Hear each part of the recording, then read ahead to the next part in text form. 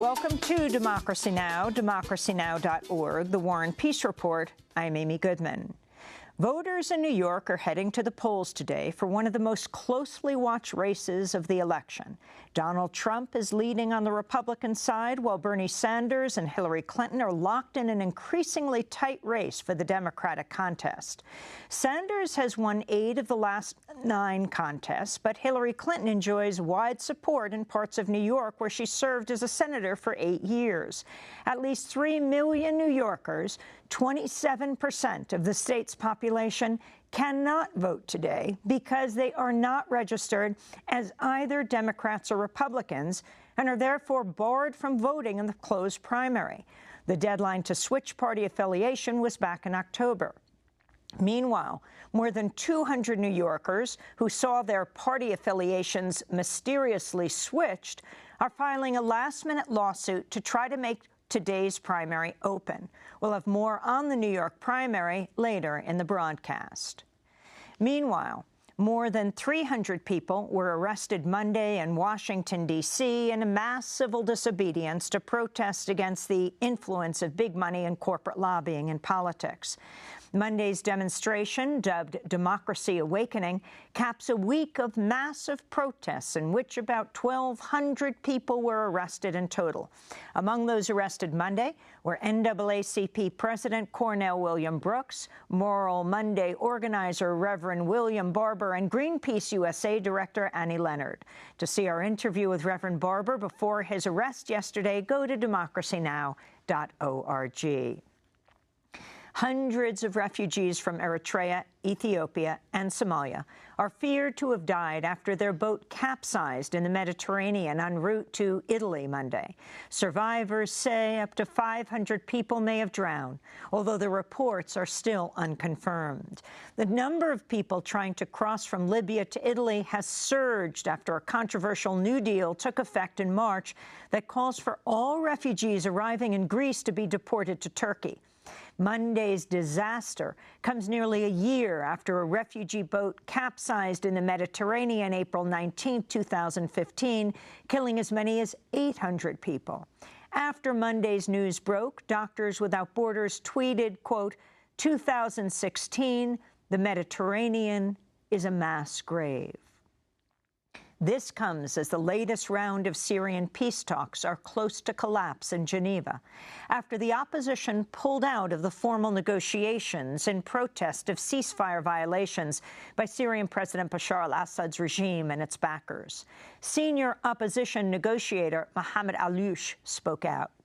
When there are 70 airstrikes and when there is mobilizing of troops, when Iran sends further armed men, and Russia sends a large group of rockets and unmanned planes, all this tells us there is no real will for a political solution that ensures the safety and stability in the country and ensures transition of political power. In Afghanistan, a Taliban attack in Kabul has killed at least 28 people and wounded more than 300. Afghan officials say the morning rush hour attack included both a car suicide bomb and multiple gunmen. The majority killed were civilians. After more than 15 years of the U.S. war in Afghanistan, the Taliban currently controls more territory than at any time since the 2001 U.S. invasion. Ecuadorian officials say the death toll from Saturday's 7.8 magnitude earthquake has risen to at least 413 people as first responders continue to search for survivors.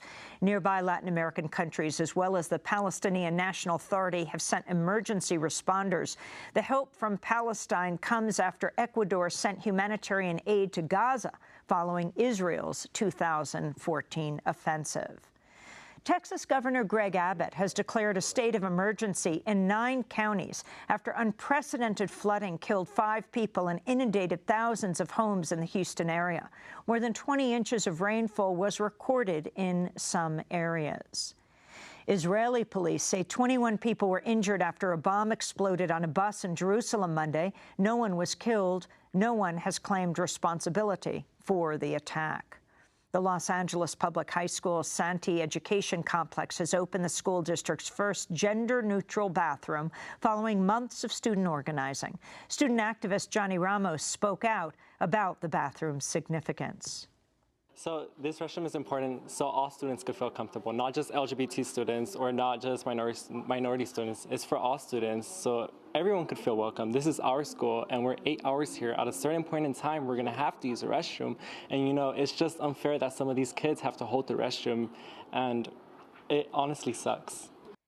This comes amidst the passage of anti-transgender laws in North Carolina and Mississippi.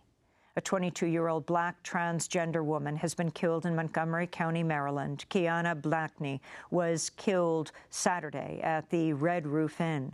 Police are investigating her murder. Keyonna is the 9th trans person to be murdered this year. In Chicago, a father of 5 American children has taken sanctuary in a church to protect himself from deportation. 34-year-old Jose Juan Federico Moreno has spent 7 years fighting deportation after he was convicted of a DUI in 2009. On Monday, Moreno said, quote, "Leaving my children behind is not a choice I can make. All I am asking for is a chance to see my children grow and support my family," he said. This comes as the Supreme Court heard arguments in one of the most significant immigration cases in decades. We'll have more on the Supreme Court case after headlines. In Baltimore, 20-year-old Destiny Watford has become one of the youngest winners of the Goldman Environmental Prize in the award's history for organizing to stop a trash incinerator from being built in Baltimore's Curtis Bay neighborhood, which already has the worst air pollution in Baltimore. She began the campaign when she was only 17 years old. This is Destiny Watford. I've always been a bit shy. But when I joined the group, I was really challenged to come out of that comfort zone. And I went up to this man's door, and I told him about the incinerator. He just said, "What you kids are doing is pointless. Curtis Bay is and always will be a dumping ground, and you're not going to change that." And it was a disheartening moment, but it also lit this sort of fire. Other 2016 winners of the prestigious environmental prize include a Slovak lawyer who shut down a toxic waste dump, a Cambodian activist who went undercover to expose illegal logging, a Puerto Rican who established a new nature reserve on the island, and a Tanzanian man who developed a new way to grant land titles to indigenous communities rather than individuals, as well as a Peruvian farmer who fought a gold and copper mine from taking her land. And the 100th annual Pulitzer Prizes have been announced. The Washington Post won for the series Fatal Force, which tracked 990 police killings throughout 2015. Lin-Manuel Miranda won Best Drama for Hamilton. Ken Armstrong of The Marshall Project and T. Christian Miller of ProPublica won for the investigation An Unbelievable Story of Rape, which chronicles a botched rape investigation. And the Associated Press won the Pulitzer Prize for Public Service for the investigative series Seafood from Slaves, which uncovered slavery in the Southeast Asia fishing industry, which is a major supplier of seafood to the United States. I sat down with 2 of the AP reporters, Robin McDowell and Martha Mendoza, last week in Los Angeles. This issue of third-party suppliers, Martha, what do you say to companies? Say, we can't be responsible for going right back to the beginning of where a fish is caught. If these men are slaves, certainly we don't condone that. But how would we know? Well, we're a couple of moms. We are news reporters, and we found this. I don't buy it. A major corporation that really cares and is really committed to keeping human trafficking out of their supply chain can get meticulous, get on the ground, talk to people, figure out where their products come from, and it may be a little bit more expensive for them, and their profit margin may be a little smaller, but it's entirely doable for them to follow their product from the producer right onto their store shelves.